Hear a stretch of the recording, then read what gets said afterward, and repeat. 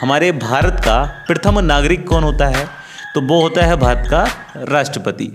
और आपसे पूछा जाएगा कि भारत का प्रथम विधिक अधिकारी कौन होता है, न्यायवादी की नियुक्ति कौन करता है? तो मेरे भाई ध्यान रखेंगे।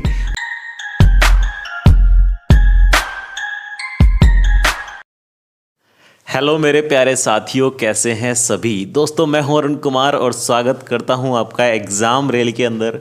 आज की इस वीडियो के अंदर, आज की इस क्लास के अंदर, जैसे आप थंबनेल में देख चुके हैं, हम डिस्कस करने वाले हैं, चर्चा करने वाले हैं महान्यायवादी के बारे में, मतलब attorney general of India, Bharat के एजीआई के बारे में। और दोस्तों, पॉलिटी के कंप्लीट सिलेबस को हम लेकर चल रहे हैं आप सभी के साथ। और जैसे कि आप जानते हैं, पॉलिटी पढ़ते हुए हम लगभग 29 क्लासेस हैं जिनको कवर कर चुके हैं, आधे घंटे की। और यहाँ पर ये जो क्लास होने वाली है दोस्तों, एक्चुअल में तो ये 30 नंबर की, यानी कि 30th नंबर की क्लास होने वाली है। और इसके अंदर केवल और केवल हम महान्यायवादी को डिस्कस करेंगे, क्योंकि एक्चुअल में दोस्तों प्रॉब्लम ये आ रही है कि किसी क्लास में मैंने बहुत सारी चीज़ें जैसे टॉपिक कवर कर दिए, जैसे पूरी एक क्लास के अंदर मैंने टॉपिक कवर कर दिए कि प्रधानमंत्री भी उसी में, उप प्रधानमंत्री भी उसी में और मंत्रिपरिषद भी उसी में। तो लोगों को इस बात में दिक्कत आ रही है कि जिसे उप प्रधानमंत्री ही देखना है तो उसे प्रधानमंत्री के बाद उसे नहीं पता कि आगे हम उप प्रधानमंत्री भी पढ़ने वाले हैं। तो ये दिक्कतों को देखते हुए मैंने सोचा एक एक अलग अलग टॉपिक बनाऊं, लेकिन ऐसा नहीं है कि सभी अलग अलग टॉपिक होंगे। मान लीजिए एक छोटा सा कोई टॉपिक रहेगा तो उस छोटे से टॉपिक के लिए मैं कोई छोटा सा वीडियो नहीं तैयार करूँगा तो उसके अंदर दूसरा कोई टॉपिक भी इंक्लूड कर दूंगा। मतलब एवरेज जो वीडियो का ड्यूरेशन होना चाहिए वो 30 मिनट तो होना चाहिए, ये मेरा मानना है और मैं ऐसा ही प्रयास करूँगा। लेकिन कई बार हो क्या जाएगा कि जैसे मान लीजिए कोई ही टॉपिक ऐसा है जो 20 मिनट का है या 15 मिनट का है, या यूँ कह सकते हैं 15 से 20 मिनट का बीच का है, तो उसके बाद हम उसमें नया टॉपिक ऐड नहीं करेंगे। हालांकि ऐसा हो सकता है कि हम एक ही दिन में 2 वीडियो उसके लिए दे दें आपको, ठीक, ऐसा पॉसिबल हो सकता है। लेकिन ऐसा नहीं करेंगे कि एक ही बार में हमने वीडियो को बनाया और उसी के अंदर हमने दूसरा कोई छोटा सा टॉपिक ऐड कर दिया। ठीक है, बात समझ में आई? दूसरी बात कि जितने टॉपिक अभी तक मैं करा चुका हूँ, ये सभी टॉपिक्स के लिए रिलेटेड मैं एमसीक्यू तैयार कर रहा हूँ। बहुत जल्दी आपके सामने उसको पेश करूँगा, उसको आप लोग ज़रूर अटेंड करें, मिल जाएगा आप लोगों को, ठीक है, चैनल पर ही। और जिन्होंने अभी तक सब्सक्राइब नहीं किया तो वो सब्सक्राइब कर लेंगे, और बराबर में बेल आइकन का बटन है, तो उससे फ़ायदा ये होगा कि हम और आप आपस में जुड़े रहेंगे, कोई बीच में दिक्कत नहीं आएगी, कोई तार हमारा नहीं टूटेगा। ठीक है, बात समझ में आई? चलिए, तो भैया आप जानते हैं कि भाग हैं कितने हमारे भारतीय संविधान में? 25 भाग हैं, जिसमें से 22 भाग वो थे जब हमारा मूल संविधान बना, यानी कि संविधान तैयार किया गया, और बाकी के जो भाग हैं मतलब कुछ निरस्त हुए, कुछ जुड़े, तो जिसकी वजह से टोटल खंड सहित अगर देखें या वर्तमान में देखें तो 25 भाग हैं। बहुत पहले भी मैं ये सारी बातें बता चुका हूँ। तो हमें क्या समझना है दोस्तों, अभी हम भाग पढ़ रहे हैं 5वें नंबर का, यानी कि भाग 5 का जिक्र हम कर रहे हैं आप लोगों के साथ, जिसके अंदर हम संघ यानी कि यूनियन को डिस्कस करते हैं, संघ को पढ़ते हैं, और संघ से संबंधित हमने संघ की कार्यपालिका को डिस्कशन बना रखा है, या संघ की कार्यपालिका का डिस्कशन कर रहे हैं, जिसमें हम राष्ट्रपति, प्रधानमंत्री, मंत्रिपरिषद और इन सभी बातों को, यानी कि उपराष्ट्रपति को भी पढ़ चुके हैं। इसके बाद हम विधायिका पढ़ेंगे, देन न्यायपालिका पढ़ेंगे। लेकिन भैया अभी समझने वाली बात यह है कि हम संघ की कार्यपालिका पढ़ रहे हैं, और कार्यपालिका का लास्ट अंग या आखिरी अंग है हमारे भारत का महान्यायवादी। कौन है भैया? भारत का महान्यायवादी। और इसी भारत के महान्यायवादी को, इसी भारत के अटॉर्नी जनरल को हम कार्यपालिका का एक अंग भी मानकर चलते हैं। और कहा जाए या देखा जाए तो भारतीय संविधान के अंदर महान्यायवादी का जो जिक्र किया गया है वो अनुच्छेद, या आप कहें आर्टिकल, अनुच्छेद 76 में, यानी कि 76 में किया गया है। ठीक है, तो अनुच्छेद 76 के अंदर भारत के महान्यायवादी का जिक्र किया गया है। अब भारत के महान्यायवादी से कौन कौन से ऐसे पॉइंट्स हैं जो आपके एग्जामिनेशन में या आपकी परीक्षा में आपसे पूछे जा सकते हैं, वही सभी हमें डिस्कस करने हैं। जस्ट इससे ज़्यादा हम कुछ भी नहीं देखेंगे। ठीक है भैया, चलिए, तो जितना भी है कंटेंट यहाँ पर एग्जाम ओरिएंटेड है, सभी जानते हैं, इसमें कोई दो राय है नहीं, है ना। तो महान्यायवादी आर्टिकल 76 या अनुच्छेद 76 में वर्णित हैं। और दोस्तों ध्यान रखेंगे, महान्यायवादी होता कौन है, सबसे मोस्ट इम्पोर्टेंट पॉइंट या समझने वाली बात यही है कि महान्यायवादी होता कौन है, अटॉर्नी जनरल का काम क्या होता है। तो बस आप इतना ध्यान रखें मेरे भाई, जैसे हमने देखा कि भारत में एक प्रधानमंत्री होगा और उसकी क्या होगी, मंत्रिपरिषद होगी। तो प्रधानमंत्री और मंत्रिपरिषद ये दोनों मिलकर बनाते हैं क्या, सरकार। क्या बनाते हैं, ये सरकार बनाते हैं। ये दोनों ही मिलकर कहलाते हैं हमारे भारत की सरकार, गवर्नमेंट ऑफ इंडिया। तो जो भारत सरकार का, मैंने कहा जो भारत सरकार का विधिक सलाहकार होगा, जो भारत सरकार का विधिक सलाहकार होगा या कानूनन एडवाइज़र होगा, सलाहकार कानूनन एडवाइज़र होगा, वही हमारा क्या कहलाएगा, महान्यायवादी कहलाएगा। बोलो बेटा, बात समझ में आई। कहने का मतलब यह है कि भारत सरकार का विधिक सलाहकार होता है भारत का महान्यायवादी। आप इसे ये भी कह सकते हैं कि यह भारत सरकार का क्या होता है, वकील होता है। क्या कह सकते हैं इसको, यह भारत सरकार का वकील होता है। और आप इसको ये भी कह सकते हैं कि यह भारत सरकार का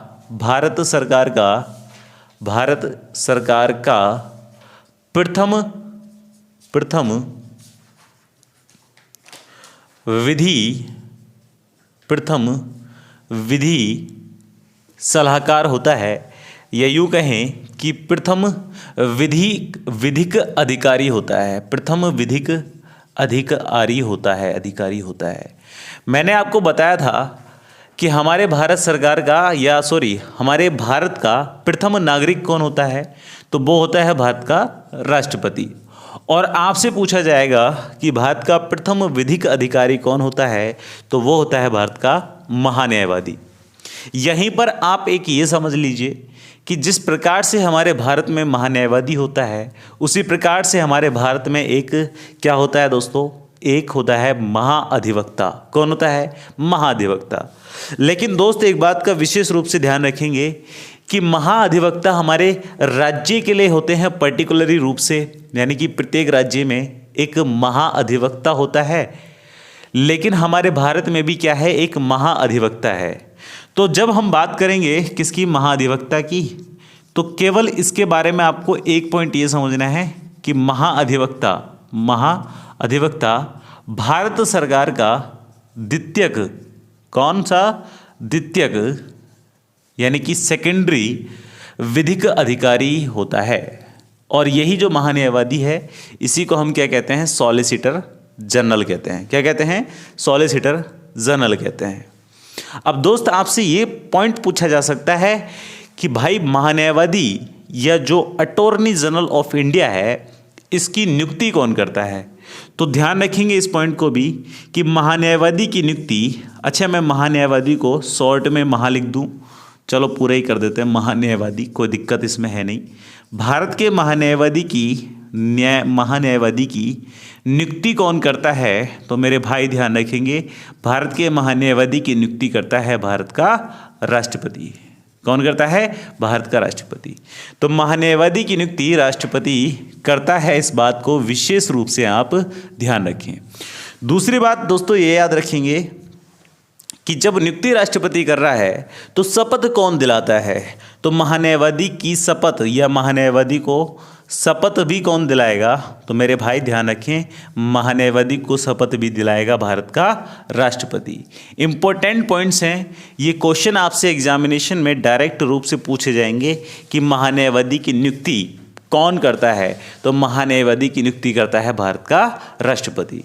आपसे डायरेक्ट रूप से पूछा जाएगा कि बताइए भारत के महान्यायवादी की शपथ या महान्यायवादी को शपथ कौन दिलाता है, तो वो दिलाता है भारत का राष्ट्रपति। अगला क्वेश्चन दोस्तों आपसे ये पूछा जा सकता है कि महान्यायवादी के वेतन और भत्ते कौन निर्धारित करता है, वेतन व भत्ते कौन निर्धारित करता है। तो ध्यान रखें, वेतन भत्ते भी कौन निर्धारित करेगा, भारत का राष्ट्रपति ही करेगा। मतलब तीन ऐसे महत्वपूर्ण काम कौन कौन से, नियुक्ति, शपथ, वेतन भत्ते, ये सभी के सब दिलाए जाएंगे, यह सभी के सब किसके द्वारा किए जाएंगे? राष्ट्रपति के द्वारा। अब एक इंपॉर्टेंट पॉइंट और ध्यान रखें कि जब वेतन भत्ते ही राष्ट्रपति दिलवा रहे हैं तो यहाँ से एक इंपॉर्टेंट पॉइंट ये भी ध्यान रखना है कि महान्यायवादी किसको अपना त्यागपत्र सौंपेगा? महान्यायवादी किसको अपना त्यागपत्र सौंपेगा?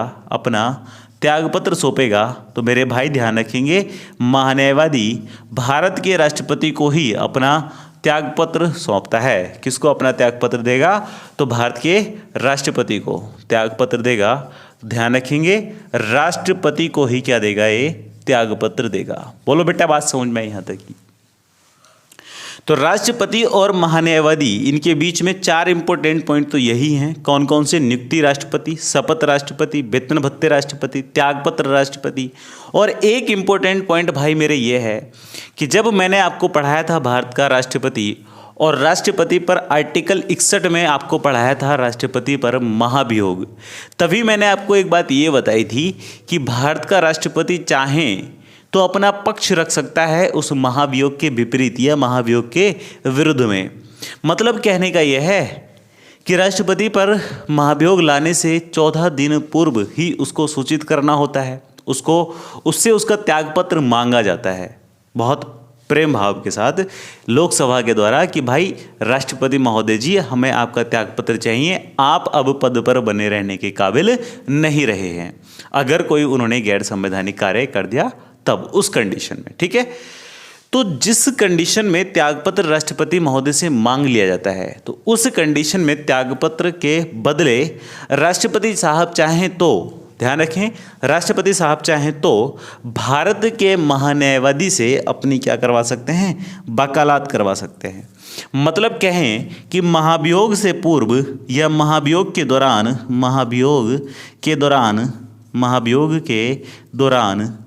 भारत के राष्ट्रपति महाभियोग के दौरान भारत के राष्ट्रपति महान्यायवादी से, भारत के राष्ट्रपति महाभियोग के दौरान राष्ट्रपति महान्यायवादी से वकालत करवाएंगे।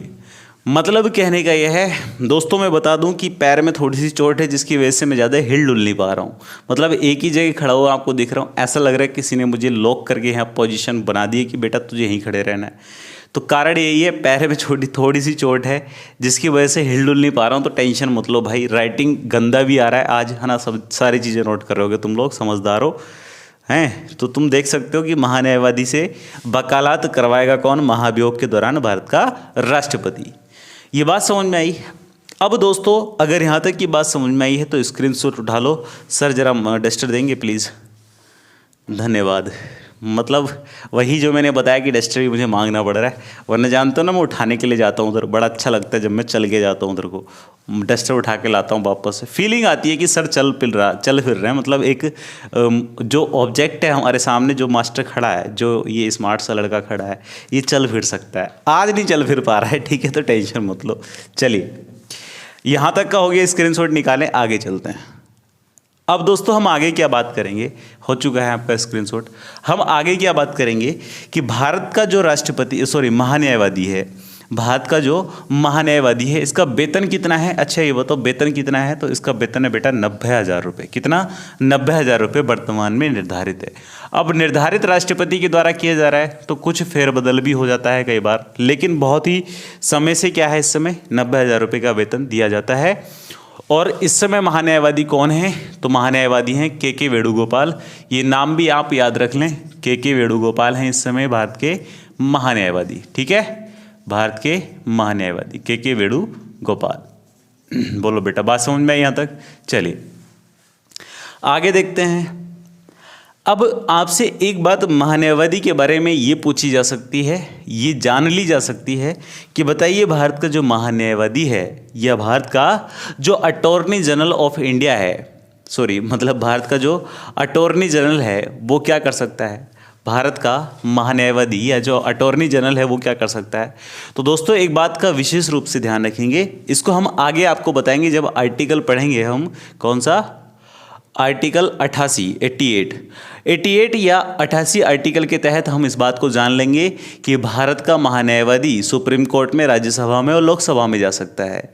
लेकिन दोस्तों यहाँ पर एक इम्पोर्टेंट पॉइंट उससे पहले हमें जानने के लिए है कि भारत के महान्यायवादी का कार्यकाल कितना होगा या टर्म कितना होगा। तो मेरे भाई ध्यान रखें, एक इम्पोर्टेंट बात यह है महान्यायवादी के बारे में कि भारत का महान्यायवादी चाहे तो, मतलब कौन चाहे तो, राष्ट्रपति चाहे तो कितने भी समय तक अपने पद पर बने रह सकते हैं।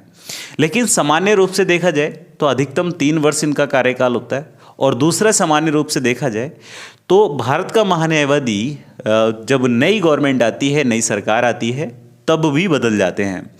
तो कहने का मतलब सिर्फ इतना है कि भारत का महान्यायवादी नई सरकार या नई सरकार के गठन पर क्या हो जाते हैं, परिवर्तित हो जाते हैं। ठीक है, तो कार्यकाल से इतना खास इंपॉर्टेंट कोई पॉइंट यहाँ पर नहीं बनता है, ना पूछा जाएगा। बस जस्ट आगे आपको ध्यान रखना है दोस्तों, महान्यायवादी की योग्यता, the eligibility of attorney general.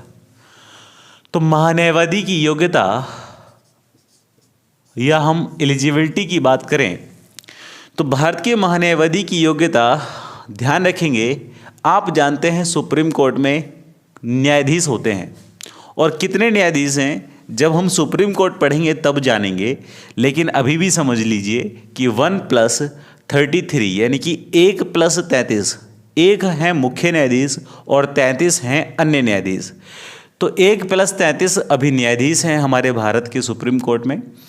अब भारत के महान्यायवादी की योग्यता क्या होती है तो जानें आप बहुत प्यार से कि भारत के महान्यायवादी की योग्यता सुप्रीम कोर्ट के या सर्वोच्च या उच्चतम, बातें की है, सर्वोच्च या उच्चतम या सुप्रीम कोर्ट के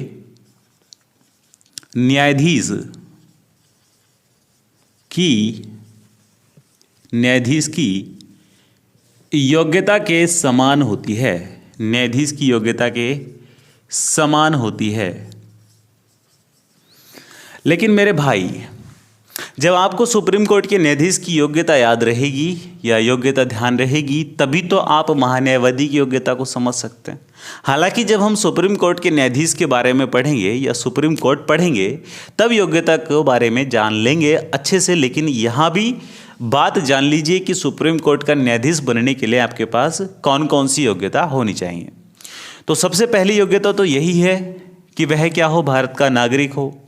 दूसरी योग्यता कि वह किसी भी लाभ के पद पर ना हो। ठीक है, पहली योग्यता तो ध्यान रखिए हमेशा, भारत में कोई भी पदाधिकारी बनेगा तो पहले क्या होना चाहिए, भारत का नागरिक होना चाहिए। भारत का क्या होना चाहिए, नागरिक होना चाहिए। दूसरी योग्यता, किसी लाभ के पद पर ना हो। लाभ के पद पर ना हो।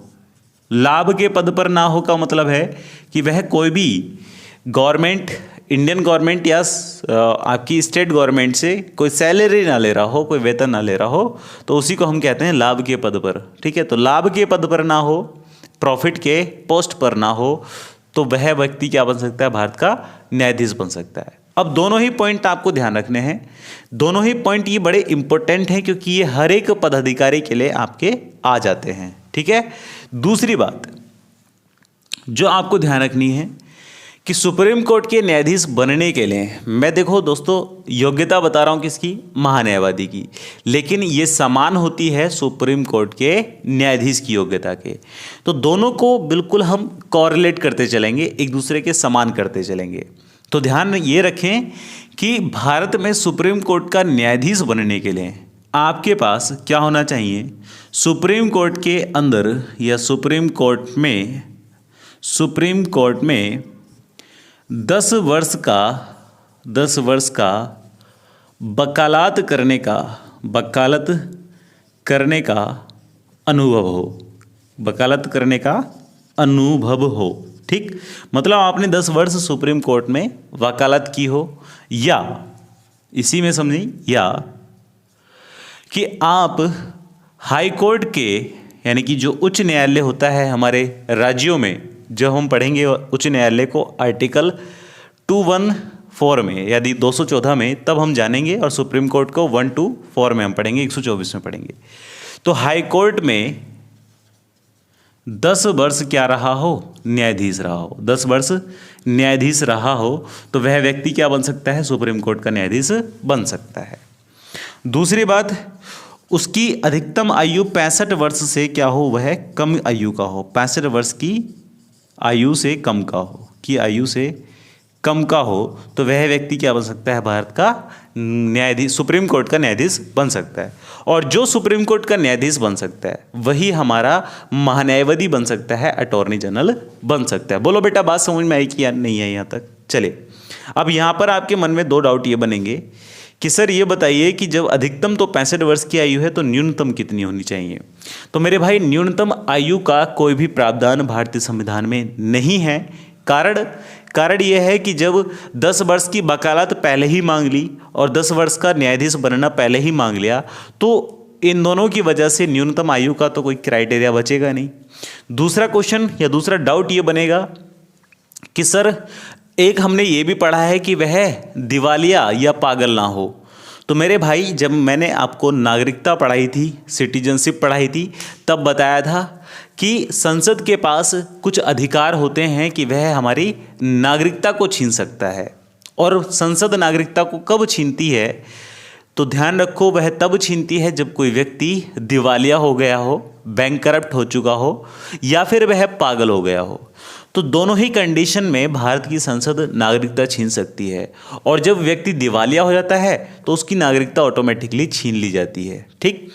और जब नागरिकता ही छीन ली जाएगी तो वह भारत का नागरिक बचेगा नहीं, मतलब पहले ही पैंतरे पर वो सही नहीं उतरेगा, जिसकी वजह से हमने उसको नहीं पढ़ा। बहुत सिंपल सा क्वेश्चन, ठीक है। चले, योग्यता समझ में आ गई, कार्यकाल समझ में आ गया।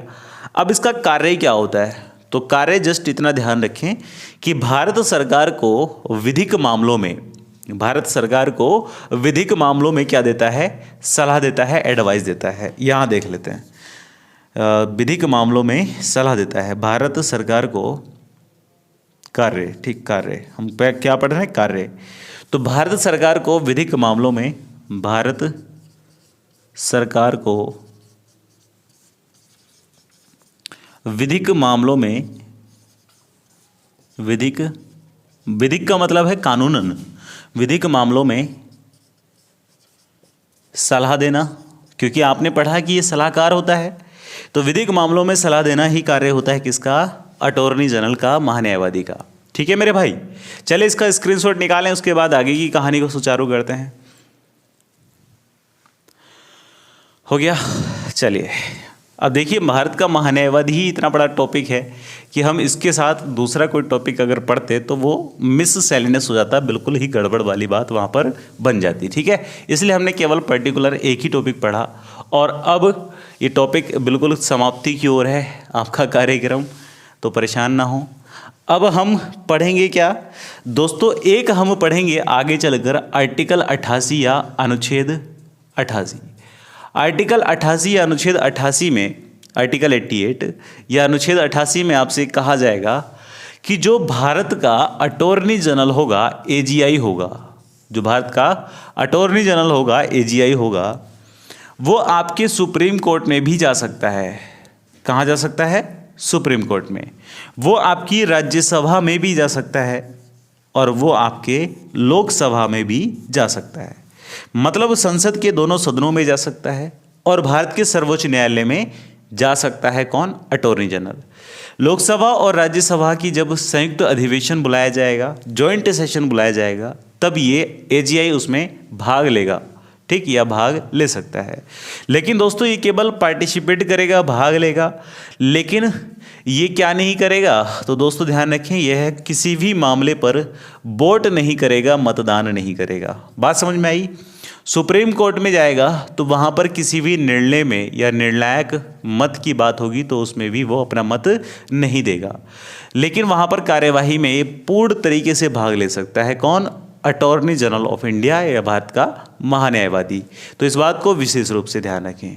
तो आर्टिकल 88 में बताया है कि एजीआई हमारा कहाँ कहाँ जा सकता है। दूसरी बात ध्यान रखें कि AGI is more powerful than CJI. CJI क्या होता है? तो ये होता है भारत के सर्वोच्च न्यायालय का मुख्य न्यायाधीश। जब सुप्रीम कोर्ट पढ़ेंगे तब और जानेंगे कि कौन है, कैसे है, क्या है। ठीक है, तो सीजेआई से ज़्यादा पावरफुल होता है एजीआई। बात समझ में आई? किस आर्टिकल के तहत? 88 आर्टिकल के तहत। बाकी तो सीजीआई हमारे हैं ही पावरफुल। सीजीआई की योग्यता के समान या न्यायाधीशों की योग्यता के समान ही एजीआई की योग्यता होती है, एलिजिबिलिटी होती है। तो बताओ बेटा, यहाँ तक की बात समझ में आ चुकी। अब यहाँ पर महान्यायवादी का चैप्टर क्लोज हो जाता है। यहाँ तक की सारी बात महान्यायवादी के बारे में हम जान चुके हैं। बस आपको ध्यान रखना है कि हम जो संघ की कार्यपालिका पढ़ रहे थे वो अभी इस वीडियो में फाइनली कंप्लीट हो चुकी है। इससे प्रीवियस जितनी भी वीडियो है अगर आपने नहीं देखी है तो उनको भी ध्यान से देख लें। इसके बाद हम दोस्तों शुरुआत करेंगे विधायिका के बारे में। ठीक है, किसके बारे में? विधायिका के बारे में, लेजिस्लेटिव के बारे में। मतलब हम पढ़ेंगे दोस्तों आर्टिकल 80, 81 और जिसमें हम जानेंगे एक आर्टिकल 79 भी पढ़ेंगे जिसमें हम जानेंगे कि भारत की एक संसद होगी। 80 पढ़ेंगे, 81 पढ़ेंगे, राज्यसभा और लोकसभा के बारे में जानेंगे।